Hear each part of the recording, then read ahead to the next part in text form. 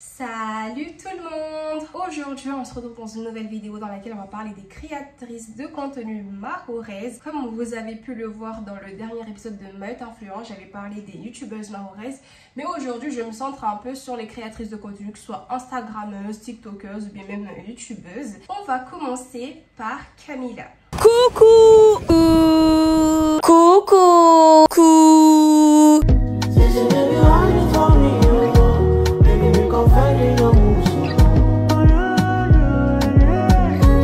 Alors Camila est originaire du village de Mamoudzou, elle est mahoraise et malgache et elle fait des études dans le social et elle est passionnée par les photos et la vidéo. C'est pour ça qu'elle s'est lancée sur TikTok. Elle compte sur son compte TikTok 66 200 abonnés et sur Instagram 4400 abonnés. Elle s'est lancée sur les réseaux sociaux durant la période de Covid et ce sont ses amis qui l'ont motivée à se lancer sur les réseaux sociaux. Elle considère que c'est à partir de 2023 qu'elle a vraiment pris au sérieux les réseaux sociaux, parce qu'avant elle le faisait juste pour le kiff, mais c'est à partir de ses vlogs à Mayotte. Je lui avais demandé quels étaient ses buts sur les réseaux sociaux. Elle m'a dit que le but n'était pas du tout d'avoir une grosse communauté sur les réseaux sociaux, c'était pas son objectif. Elle aimerait juste mettre en avant son île, son humour aussi, parce qu'elle dit qu'elle est très blagueuse.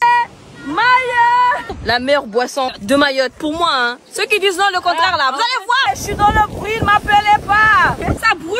Faudrait qu'on fasse un peu de stop là, non? Comment on fait? Qui m'a envoyé à Tchevani? Qui m'a envoyé? Oui, Daïna! Coucou! Elle a envie de mettre en avant son île à travers ses vlogs, parce que oui, j'ai vu ses vlogs, elle va énormément d'endroits. Elle était partie faire une activité en ULM. C'est parti pour le décollage. À ce moment-là, je pensais à ma vie. J'étais un tout petit peu stressée, mais... Elle était partie aussi au Mont Chiconi. Et regardez-moi cette vue. Allez, on continue. Elle est partie dans certains îlots et elle fait plein d'activités et elle vlog tout ça sur son compte TikTok. Souvent, on la reconnaît dans la rue grâce à sa notoriété sur TikTok, surtout à Chiconi. Je me souviens de sa vidéo dans laquelle elle avait croisé les garçons de Chiconi. Et eux, ils étaient complètement hystériques à la voir et avaient demandé plein de photos. Ce qui fait qu'elle est assez connue aujourd'hui à Mayotte. Sachant qu'elle a commencé plus sérieusement en 2023 et quasiment elle a quand même plus de 60 000 abonnés sur TikTok et beaucoup de monde la connaît quoi. Maintenant nous allons nous intéresser à Golden Verman. Moi, comment j'ai connu Golden Verman? Franchement, j'étais quand même assez jeune, j'étais peut-être au collège je pense. C'était à l'époque de Facebook où je regardais ses photos sur les réseaux sociaux. Comme ça, comment je l'ai connue, je la connais depuis très longtemps quoi. Alors Golden Verman a environ 50 000 abonnés sur Instagram et elle totalise le nombre de plus de 115 000 abonnés sur TikTok. Je pense qu'elle fait partie des l'une des mahoraises les plus suivies sur TikTok. Franchement, 100 000 personnes sur un seul compte, c'est énorme. Et franchement, elle est connue des mahorais. Quand tu entends Golden Verman, tu sais à peu près de qui on parle, parce que c'est pas une fille inconnue au bataillon quoi. Alors, de son vrai nom, Anaïs Chagouane. Franchement, moi je savais pas du tout qu'elle s'appelait comme ça. Elle a 27 ans, c'est intéressant parce que en même temps j'apprends à la connaître et elle est née en 1997. Elle parle le créole, le shimaoré et un peu d'anglais. Elle est originaire du village de l'Abattoir et de Dembéni. Et d'ailleurs, elle a été Miss Salouva en 2016. Bonjour, je me présente, je m'appelle Chagouane Anaïs. Je me suis présentée à l'élection de Miss Salouva 2016 pour découvrir en fait une nouvelle aventure. C'est surtout un réel plaisir de participer à cette émission. C'est énorme parce que au début quand je disais ce que ça représentait pour moi au départ, je pensais pas que j'allais vivre ça en fait. Et là je suis en plein dedans et ça représente beaucoup pour moi et j'espère que cette nouvelle année va m'apporter beaucoup. Actuellement, elle travaille dans le domaine de la banque, mais on ne sait pas vraiment quoi. Et elle est passionnée de danse, de chant et de cinéma. De danse, ça je ne savais pas du tout parce que je ne l'ai jamais vue danser de toute ma vie. Je ne savais pas qu'elle était passionnée de danse. De chant, je la vois pas non plus chanter, mais elle dit qu'elle est passionnée aussi de chant. Par contre, le cinéma, je sais parce qu'elle a déjà joué dans une de mes séries préférées mahoraises qui est Colox. Colox est une série mahoraise dans laquelle 4 femmes qui ont fini leurs études en métropole reviennent à Mayotte Mayotte pour vivre leur vie, mais elles se trouvent confrontées à beaucoup de difficultés, des obstacles par rapport à la culture mahoraise. Elles se sont donc mises d'accord pour louer un appartement et vivre ensemble et commencer leur aventure. Elle, c'est Farzati. Elle est gestionnaire administrative, notre princesse locale. Farzati vit depuis toujours une autre réalité mahoraise, faite de luxe et de vacances à l'étranger. Et franchement, j'aime beaucoup ses tenues dans la série Colox. À chaque fois que je regardais juste ses tenues à elle. J'aurais préféré qu'ils me prennent dans leurs bras. C'est à se demander ce que tu fais ici. Merci. Je suis fier de toi. Qu'est-ce que tu veux dire par là? Ouais, j'ai beaucoup aimé la série, il y a des passages qui sont assez drôles. Foncez, allez regarder la série Colox. T'aimes partager? Un homme avec plusieurs femmes, ça te tente? Tu serais prête à venir habiter chez ma maman? Mais t'inquiète, quand je rentrerai, je te laisserai bien t'occuper de moi, si tu vois ce que je veux dire. Tu es très belle. Non mais vraiment très belle. Hein? Ça fait 2 minutes qu'on se connaît, mais je sais que je suis amoureux de toi. Je t'aime. Next. Elle s'est lancée sur les réseaux sociaux en 2014, à l'époque de Facebook. En 2014, moi j'avais quel âge? J'avais environ 10-11 ans.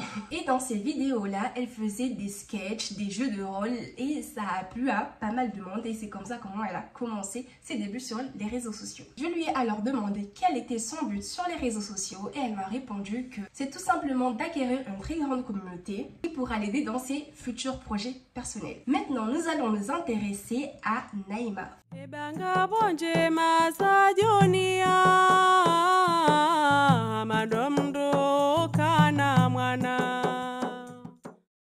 Assalamu alaikum. Assalamu alaikum. Franchement, parmi toutes les filles, je n'ai jamais vu personne en face à part Naïma. Je vais vous faire une petite anecdote. La première fois que j'ai connu Naïma, c'était en 2023. Je voulais faire du henné à mes abonnés. Elle faisait partie de mes abonnés sur Instagram et je l'ai connue comme ça. Mais je ne savais pas du tout qu'elle était sur les réseaux sociaux. C'est plus tard, en fin 2023, que j'ai su qu'elle était sur les réseaux sociaux. Alors sur Instagram, elle a 583 abonnés, ce qui est très peu par rapport à son compte TikTok. Et sur TikTok, elle a 8893 abonnés. Elle fait partie des Mahoraises les plus emblématiques sur TikTok. Je pense que quasiment tout le monde est déjà tombé sur ses vidéos. Moi-même, je suis tombée plusieurs fois, mais sans savoir qui elle était avant. Et même mon entourage, quand je leur demande qu'est-ce que je pourrais suivre sur TikTok, les gens m'ont directement dit va voir Naïma, elle nous fait découvrir Mayotte. Alors Naïma a 27 ans, elle est née en 1997, ça veut dire qu'elle a le même âge que Anaïs. Là je viens de me rendre compte maintenant qu'elles avaient le même âge, elles sont de la même génération. Elle vient du village de Mtapéré, elle est mahoraise et anjouanaise. Elle a grandi une partie de sa vie à Mayotte et une autre partie en France. Et comme tous les étudiants mahorais, elle a fait ses études supérieures en France. Elle a fait une licence en sociologie et un master MEF. C'est un master pour devenir professeur des écoles. Et elle est revenue à Mayotte en 2021 et a repris ses études. Et quand elle est revenue à Mayotte en 2021, moi je suis venue en France pour faire mes études. Et elle est passionnée de photographie. C'est pour ça que sur TikTok, elle fait énormément de photos aléatoires, que ce soit des photos de vaches, de cocotiers, de mosquées, de routes, de tout, même des gens. Elle fait des photos de tout. Je me suis même dit, mais elle fait beaucoup de photos et c'est pour ça qu'elle m'a dit qu'elle était passionnée de la photographie.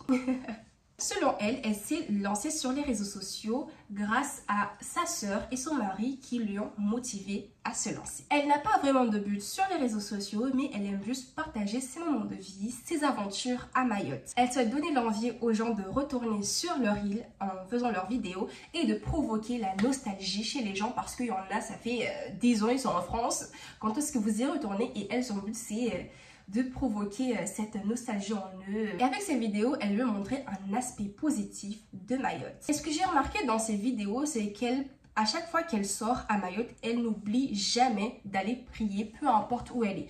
Par exemple, il y en a beaucoup, lorsqu'ils sortent, ils préfèrent retourner chez eux à la fin de la journée pour aller prier. Mais avec ces vidéos, elle montre que c'est tout à fait possible de concilier sa vie de croyant et sa vie quotidienne. Parce que si vous êtes ailleurs, autant aller prier, je sais pas, dans la nature ou bien prier à la mosquée. Et j'aimerais pouvoir vous lire un texte qu'elle m'a écrit par rapport au fait de lier sa vie quotidienne et sa vie religieuse. J'ai pas envie de paraphraser, j'ai envie tout simplement de vous le lire. Elle dit: j'essaye de montrer qu'on peut être croyant et avoir une vie normale. Il faut juste ne pas oublier à voir au détriment de la vie mondaine. Je veux montrer qu'il faut méditer sur sa création qui nous entoure, du simple cocotier ou un magnifique coucher de soleil. Je veux aussi banaliser le fait de prier dehors, à la plage, dans les mosquées, même quand on est à l'extérieur. L'idée, c'est aussi de montrer qu'on n'est pas obligé de séparer sa vie mondaine de sa vie religieuse. Les deux vont ensemble. Le seul but, c'est d'adorer Allah en toutes circonstances. Maintenant, nous allons passer à Baddest.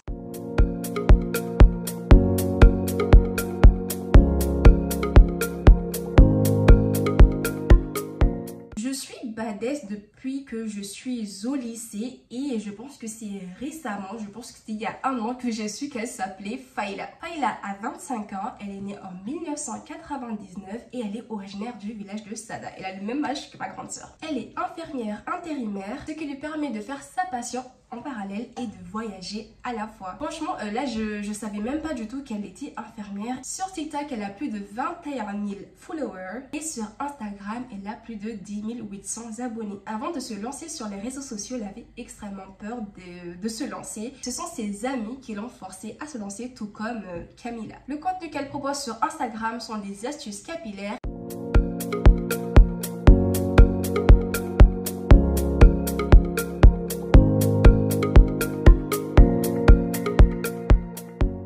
A déjà fait énormément de collaborations sur Instagram. Par exemple, elle avait fait des collaborations avec Nubiance Paris, Eva's Hair, Bouclem, Miel Organics, In Hair Care, Capillaire Officiel et My Bread Love Care. Elle propose aussi son lifestyle, mais aussi beaucoup de contenu voyage. En effet, elle a voyagé dans plusieurs parties du monde. Par exemple, elle était déjà partie au Guadeloupe, au Sénégal, à Marrakech, à Madagascar, en Côte d'Ivoire, en Turquie, en Italie et en Portugal. Comment elle a débuté sur les réseaux sociaux? En fait, elle donnait des astuces capillaires en privé et il y avait une fille qui avait testé ses astuces et elle lui a dit: oh mais ça a super bien marché, ça a super bien fonctionné sur elle. Elle lui a demandé: mais pourquoi tu te mets pas en public et tu partages ça à tout le monde? Parce que il y a beaucoup de personnes qui se retrouvent dans cette situation là où elles ne savent pas gérer leurs cheveux crépus. D'ailleurs, on la reconnaît beaucoup dans la rue. Ça peut étonner sa mère et elle dit que souvent les gens écorchent son prénom et moi je sais même pas si je le dis bien, parce que moi quand je dis Baddest F et je sais pas si on le dit vraiment comme ça. Elle n'a pas vraiment de réel but sur les réseaux sociaux et selon elle, elle partage seulement ce qui lui plaît. Maintenant, nous allons nous intéresser à Assia Ali.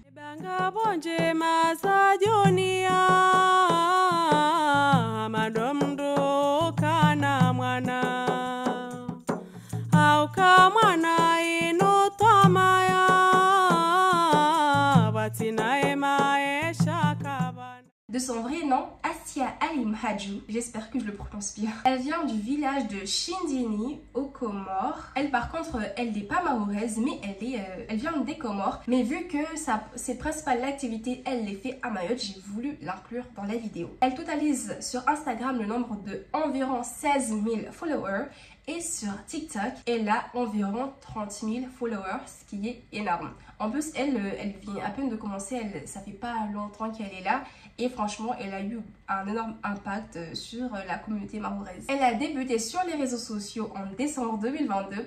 Par contre, la date a été précise. Elle est passionnée par le maquillage et la mode. Elle a été inspirée par son meilleur ami, Lebro. Et moi, je regarde leurs vidéos sur YouTube, les vlogs de Lebro. Et souvent, ils sont ensemble. Par exemple, ils avaient déjà fait des vidéos, enfin des vlogs par rapport à son anniversaire surprise, des vlogs en catamaran ou des vlogs à la plage, et vous pouvez aller regarder sa chaîne, elle y est souvent. 40, non, fit là. Parce que là je vais aller faire des shotis, 4 euros. 4 euros l'unité. Sinon, faut arrêter, c'est pas non plus les meilleurs goula du monde. Hein. Son but sur les réseaux sociaux est de créer de l'émotion chez les gens parce que oui, elle fait de l'acting en parallèle, elle est aussi actrice, elle fait de l'acting et sur les réseaux sociaux, elle joue beaucoup de rôles, que ce soit des rôles joyeux, des rôles amoureux, des rôles passionnés ou tout simplement des personnes qui sont tristes. J'ai choisi de me donner la mort en me jetant de la falaise du mont Jabal, en espérant la miséricorde du divin. Tel était mon dilemme. Comme je l'ai dit auparavant, son activité principale c'est de l'acting, elle est actrice. Elle a déjà joué dans le film Congo et dans le film intitulé Younoussa Banana. Je vous en prie, appelez-moi Zakia. J'ai une amie très influente. Elle se joindra à notre cause. Elle est très souvent reconnue dans la rue et la première fois qu'on l'a reconnue dans la rue, pour elle c'était assez bizarre. Ça ne s'est jamais passé et elle a trouvé ça assez étrange. Maintenant nous allons voir Princesse Lam.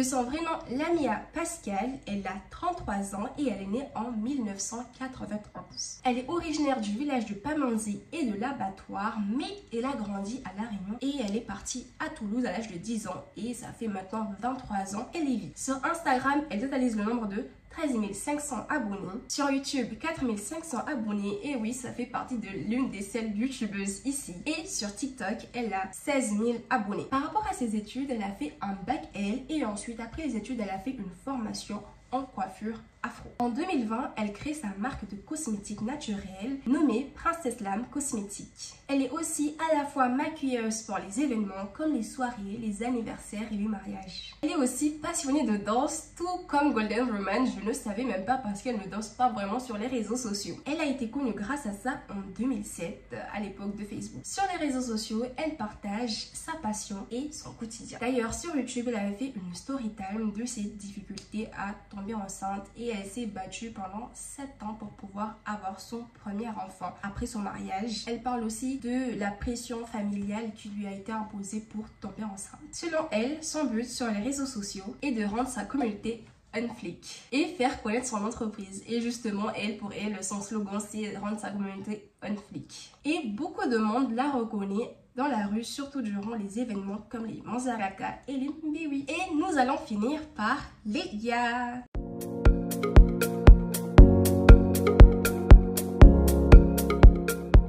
Leia a 21 ans, elle est née en 2002, c'est l'une des seules qui a à peu près mon âge parce que je suis en 2003. Elle vient du village de Tsangamouji, elle parle le français et le kibushi, alhamdoulilah, quelqu'un qui parle kibushi. Après bon, Camilla aussi, elle parle malgache mais elle comprend un peu le kibushi aussi. Elle a fait des études de langue mais en ce moment elle s'est réorientée pour faire des études en hôtellerie et en tourisme. Elle est passionnée par le sport parce que en effet elle joue au volleyball ainsi qu'au make-up et au DIY. C'est justement comme ça que je l'ai connue sur les réseaux sociaux. Je l'ai connue sur Instagram avec ses tutos make-up et ses vidéos. Franchement, j'aime beaucoup ses vidéos. Moi, je trouve que ses vidéos sont hyper esthétiques, hyper agréables à regarder. Je trouve qu'elle a beaucoup de talent. Elle compte sur Instagram 1528 abonnés et 807 abonnés sur TikTok. Son but sur les réseaux sociaux est d'avoir un impact positif sur notre génération.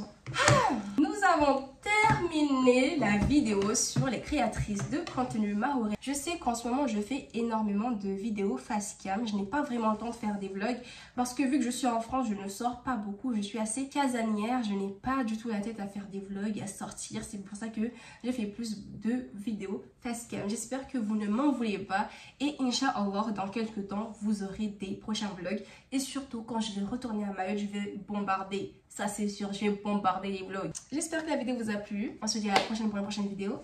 Bye.